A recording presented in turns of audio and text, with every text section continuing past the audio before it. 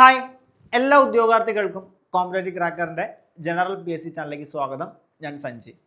നമുക്കറിയാം, ഇനി വരാൻ പോകുന്ന ഏറ്റവും പ്രധാനപ്പെട്ട ഒരു എക്സാം അല്ലെ, പാവങ്ങളുടെ IAS എന്നറിയപ്പെടുന്ന LDC എക്സാം ആണ്.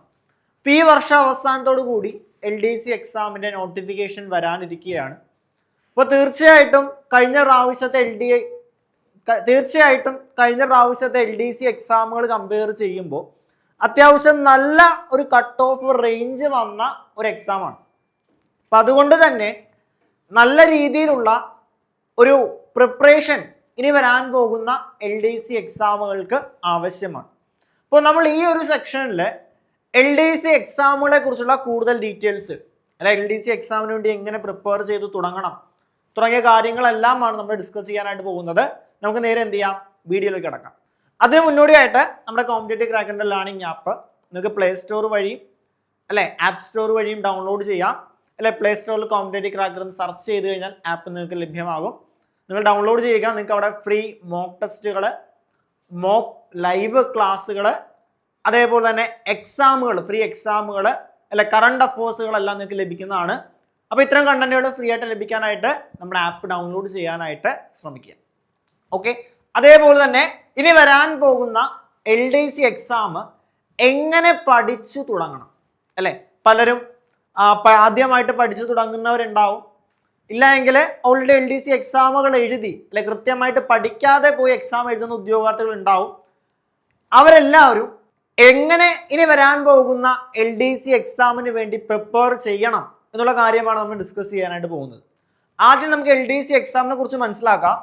നമുക്കറിയാം, LDC എക്സാം പോസ്റ്റിന്റെ പേര് അല്ലെ, ലോവർ ഡിവിഷണൽ ക്ലർക്ക് എന്നാണ് LDC അല്ലെ. സാലറി സ്കെയിൽ നോക്കിക്കൊള്ളുക. അത്യാവശ്യം നല്ല ഒരു സാലറി ലഭിക്കുന്ന അല്ലെ, 26 മുതൽ 60,000 വരെ സാലറി ലഭിക്കുന്ന ഒരു പോസ്റ്റാണ്. ഡിസ്ട്രിക്ട് വൈസ് എക്സാം ആണ് അല്ലെ, സ്റ്റേറ്റ് വൈഡ് എക്സാം അല്ല, ഡിസ്ട്രിക്ട് വൈസ് എക്സാം ആണ്. അതായത് ഓരോ ജില്ലകളിലേക്കാണ് എക്സാം നടക്കുന്നത് അല്ലെ.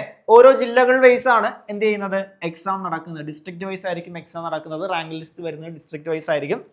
ഡയറക്റ്റ് റിക്രൂട്ട്മെന്റ് ആണ്. നിങ്ങളുടെ PSC തുളസി അല്ലെങ്കിൽ നിങ്ങളുടെ PSC സൈറ്റിൽ വഴി നിങ്ങൾക്ക് എന്ത് ചെയ്യാം, രജിസ്റ്റർ ചെയ്യാം. ക്വാളിഫിക്കേഷൻ എന്താണ്, SSLC പാസ് ആയിട്ടുള്ള ഏതൊരു വ്യക്തിക്കും അല്ലെങ്കിൽ അതുമായിട്ട് ബേസ് ചെയ്തുള്ള ഇക്വാലന്റ് ക്വാളിഫിക്കേഷൻ ഉള്ള ഏതൊരാൾക്കും അപ്ലൈ ചെയ്യാം. ഏജ് ലിമിറ്റ് ആണ് ഇനി വരാൻ പോകുന്ന LDC എക്സാമിന്റെ ഏജ് ലിമിറ്റ് എന്ന് വെച്ച് കഴിഞ്ഞാൽ എത്രയാണ്, 18 മുതൽ 40 വരെ ആയിരിക്കും. ഓക്കെ, അപ്പൊ 18 മുതൽ 40 വരെ ഏജ് ലിമിറ്റ് ഉള്ളവർക്ക് ഇനി വരാൻ പോകുന്ന LDC എക്സാമുകൾ അപ്ലൈ ചെയ്യാം. അപ്പോൾ നിങ്ങളൊരു കാര്യം മനസ്സിലാക്കണം, ഏജ് ലിമിറ്റ് ഉയർത്തിയതോടുകൂടി തന്നെ ഇനി വരാൻ പോകുന്ന എക്സാം എഴുതാൻ പോകുന്ന ഉദ്യോഗാർത്ഥികളുടെ എണ്ണത്തിലും വർധനവ് ഉണ്ടാവും അല്ലെ. ഉദ്യോഗാർത്ഥികളുടെ എണ്ണം വർദ്ധിക്കുക എന്ന് വെച്ച് കഴിഞ്ഞാൽ നമ്മുടെ കട്ട് ഓഫും കൂടും.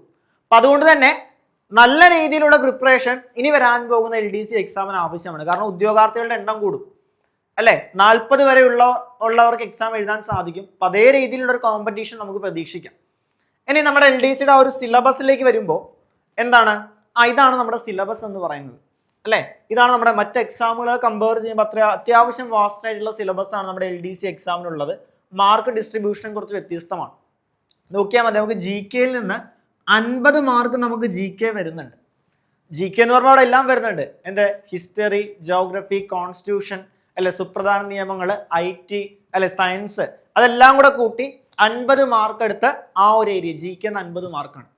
ബാക്കി 50 മാർക്ക് അവിടെ നോക്കിക്കൊള്ളുക. ഏറ്റവും ഇമ്പോർട്ടന്റ് കറണ്ട് അഫേഴ്സ് ആണ്. കറണ്ട് അഫേഴ്സിന് 20 മാർക്കാണ് അല്ലെ. 20 മാർക്കിന് മാത്രം കറണ്ട് അഫേഴ്സിന് ഉണ്ട്. അപ്പൊ അതായത് കറണ്ട് അഫേഴ്സിന്റെ പ്രാധാന്യം ഒരു LDC എക്സാമിന് എടുത്തു പറയേണ്ട കാര്യമില്ല.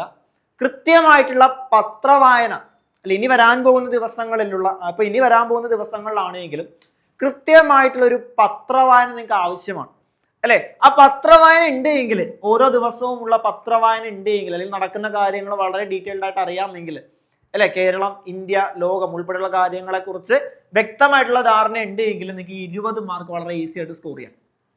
കാരണം കറണ്ട് അഫേഴ്സ് റിലേറ്റ് ചെയ്ത് സ്റ്റേറ്റ്മെന്റ് ചോദ്യങ്ങൾ വരെ കഴിഞ്ഞ LDC എക്സാമിന് വന്നതാണ്.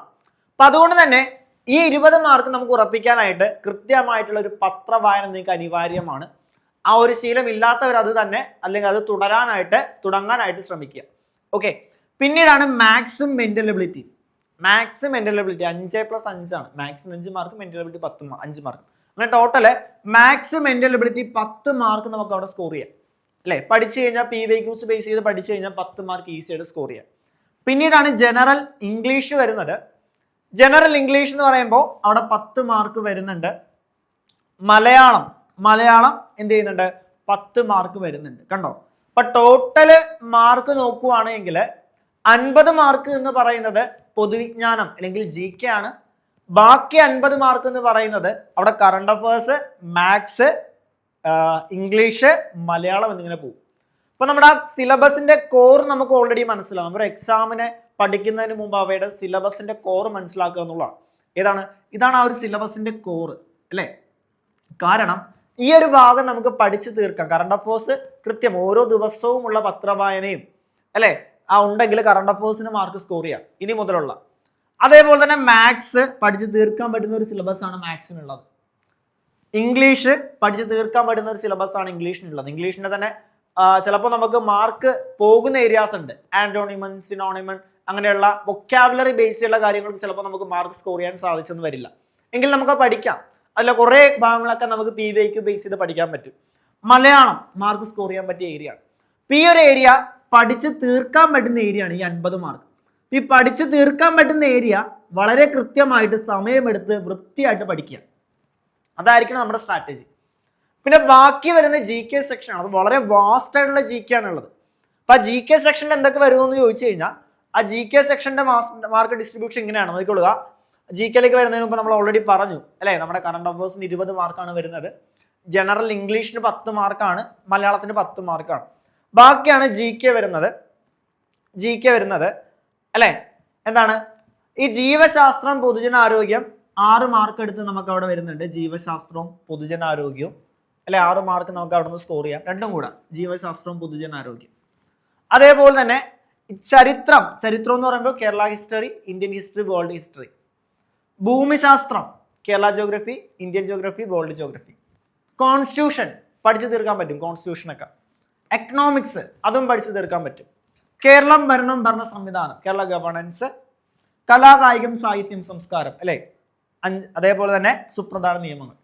ഇത്രയും ഏരിയാസിന് 5 മാർക്ക് വീതമാണ് വരുന്നത് അല്ലെ. ഇത്ര ഏരിയാസിന് 5 മാർക്ക് വീതം, അതായത് ഹിസ്റ്ററിക്ക് 5 മാർക്ക്, ജോഗ്രഫിക്ക് 5 മാർക്ക്, കോൺസ്റ്റിറ്റ്യൂഷൻ ഇങ്ങനെ 5 മാർക്ക് വീതമാണ് വരുന്നത്. അതേപോലെ തന്നെ ഭൗതിക ശാസ്ത്രം, രസതന്ത്രം, കമ്പ്യൂട്ടർ അതിന് എത്ര മാർക്ക് വീതവും? 3 മാർക്കോ വീതവും വരുന്നുണ്ട്. ഇതാണ് നമ്മുടെ ഒരു മാർക്ക് ഡിസ്ട്രിബ്യൂഷൻ എന്ന് പറയുന്നത്. അപ്പൊ അതുകൊണ്ട് തന്നെ നിങ്ങൾ വളരെ കൃത്യമായിട്ട് ഈ ഒരു ഏരിയാസ് ഒക്കെ വളരെ കൃത്യമായിട്ട് പഠിച്ചു തീർക്കണം അല്ലെ. അതായത് നമ്മൾ സിലബസ് എന്ന് പറയുന്നത് അത്യാവശ്യം വാസ്റ്റ് ആയിട്ടുള്ള സിലബസ് ആണ്. ഇപ്പോൾ പഠിച്ച് തുടങ്ങുവാണ് എങ്കിൽ എന്ത് ചെയ്യാം, നമുക്ക് സിലബസ് തീർത്ത് പ്രോപ്പറായിട്ട് റിവിഷൻ ചെയ്ത് മുന്നോട്ട് പോകാം.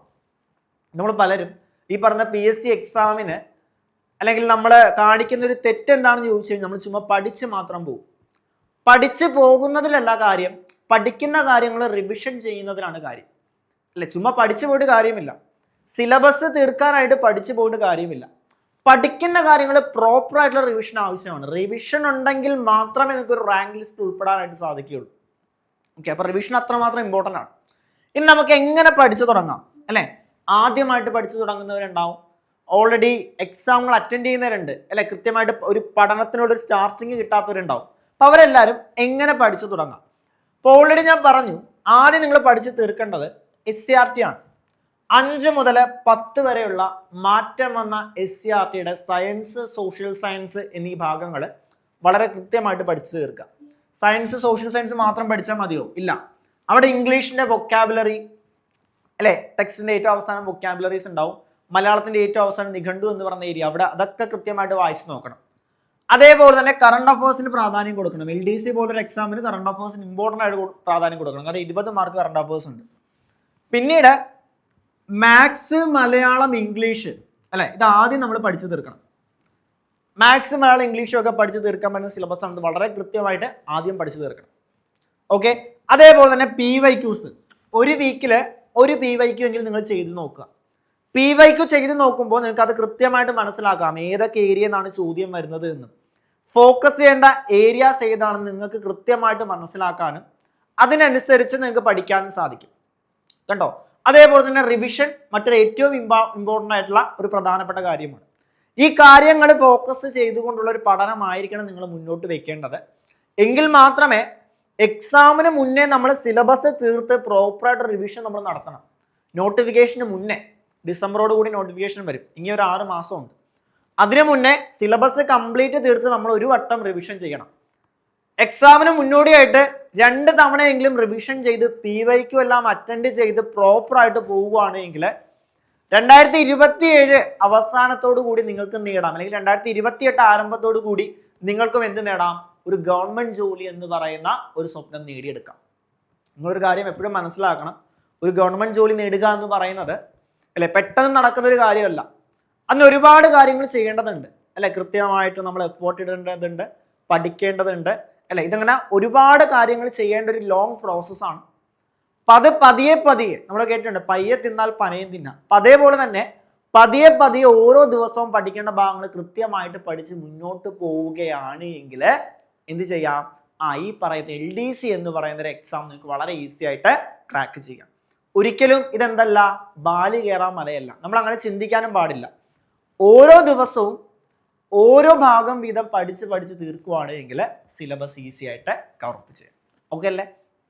ഇനി അതിന് നിങ്ങളെ സഹായിക്കാനായിട്ട് കോമ്പറ്റേറ്റീവ് ക്രാക്കറിന്റെ ഏറ്റവും പുതിയ ബാച്ച് ആദ്യം മുതൽ പഠിച്ചു തുടങ്ങാം. ചിലപ്പോൾ നിങ്ങൾ ആദ്യമായിട്ട് പഠിച്ചു തുടങ്ങുന്നതായിരിക്കും, ഇനി ഓൾറെഡി പഠിക്കുന്നവരായിരിക്കും, പക്ഷേ കൃത്യമായിട്ട് പഠിക്കാൻ പറ്റാത്തവരായിരിക്കും. അപ്പം അങ്ങനെയുള്ളവർക്ക് വേണ്ടിയിട്ടാണ് കോമ്പറ്റേറ്റീവ് ക്രാക്കറിന്റെ ഏറ്റവും പുതിയ LDCയുടെ ബാച്ച്. ഈ ഒരു ബാച്ചിന്റെ പ്രത്യേകത എന്താണെന്ന് ചോദിച്ചു കഴിഞ്ഞാൽ, എന്താണ്? ബേസ് മുതൽ നമ്മൾ പഠിപ്പിക്കും അല്ലെ, ബേസ് മുതൽ നമ്മൾ പഠിപ്പിക്കും. നമ്മളൊരു കാര്യം ബിൽഡ് ചെയ്യാണ്, ബേസ് മുതൽ നമ്മളെ പഠിപ്പിച്ചത്. അതേപോലെ കൃത്യമായിട്ടുള്ള ടൈം ടേബിൾ, ഓരോ ദിവസവും പഠിച്ചു തീർക്കേണ്ട കൃത്യമായിട്ടുള്ള ടൈം ടേബിൾ. ലൈവ് ക്ലാസ്സുകൾ ഉണ്ടാവും അല്ലെ. ഇനി ലൈവ് ക്ലാസ് അറ്റൻഡ് ചെയ്യാൻ പറ്റില്ല, അതിന്റെ റെക്കോർഡ് ക്ലാസ്സുകൾ അവൈലബിൾ ആയിരിക്കും. സിലബസിന്റെ കംപ്ലീറ്റ് റെക്കോർഡ് ക്ലാസ്സുകൾ ഉണ്ടാകും. വീക്ക്ലി എക്സാമുകൾ, മോഡൽ എക്സാമുകൾ, കറണ്ട് അഫേഴ്സിന് പ്രത്യേക ലൈവ് സെക്ഷനുകൾ, ഡെയിലി കറണ്ട് അഫേഴ്സുകൾ തുടങ്ങിയ എല്ലാം നമ്മുടെ ഈ ഒരു ബാച്ചിന്റെ പ്രത്യേകതയാണ്. ഈ ഒരു ബാച്ചിനോട് ചേർന്ന് അടുത്ത LDC എക്സാമിന് തയ്യാറെടുക്കാൻ ആഗ്രഹിക്കുന്ന ഉദ്യോഗാർത്ഥിയാണ് നിങ്ങൾ എങ്കിൽ നിങ്ങൾക്ക് വേണ്ടിയിട്ടുള്ളതാണ് ഈ ഒരു ബാച്ച്. അപ്പോൾ ഈ ബാച്ചിനെ കുറിച്ച് കൂടുതൽ അറിയാനും ബാച്ചിലേക്ക് ജോയിൻ ചെയ്യാറുമായിട്ട് നമ്മുടെ ബോട്ട് നമ്പർ 8590202323 എന്ന ബോട്ട് നമ്പറിൽ കോൺടാക്ട് ചെയ്യുക. അപ്പോൾ മറ്റൊരു വീഡിയോയുമായിട്ട് നമുക്ക് വീണ്ടും കാണാം. Thank you so much.